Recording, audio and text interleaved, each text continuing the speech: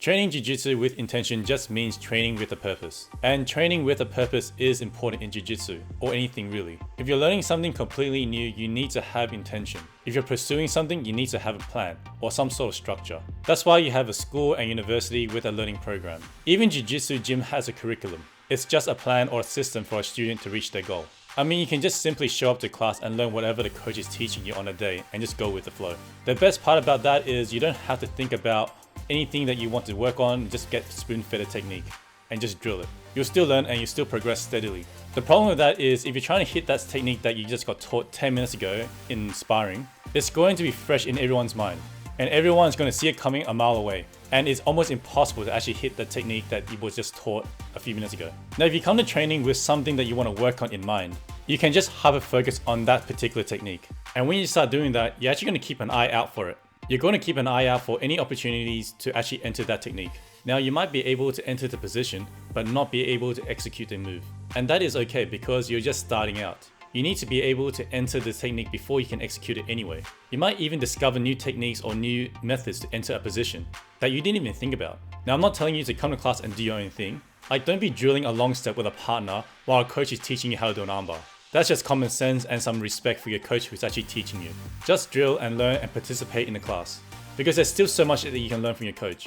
There are just so many details that can come out from just doing class. But once you're sparring or in an open mat or even after class, you'll have plenty of time to drill and do your own thing. So at the moment, I've been working on triangles and how to catch a submission in more positions. So I'm focusing on how to catch a triangle and how to actually make it tighter and finish it more often. And I've been doing this for the last 2 months at least. If I'm on back or mount, I'll try to figure out a way to actually catch a triangle. I might not be able to finish it, but it's an attempt. Just by chasing after a triangle, I'm actually creating and seeing more opportunities to actually chase it in weird places. I'm starting to set traps so I can catch a triangle. For example, I'll throw a crappy armbar to attempt a submission, and then once they pull the arm out, I'll shoot for the triangle right away. Another example is I'll try to shoot for a triangle from De La Riva once I off-balance them. This is great because once you limit yourself to just catching one particular submission, that is all you're going to be doing. You're going to be focusing on just one thing. And that is ultimately how you develop a certain skill. And it's a great way to get good at something really fast, really quickly. So after a few more months of doing this, I might move on to another technique. Something probably completely different, like a deep half or something like that. All I'm saying here is you need to take control of your jiu-jitsu journey. A coach is here to teach you and guide you, but at the end of the day, you need to take charge of your journey. Because your coach do need to accommodate for the whole class. And just because you know how to do an armbar doesn't mean you know everything about the armbar.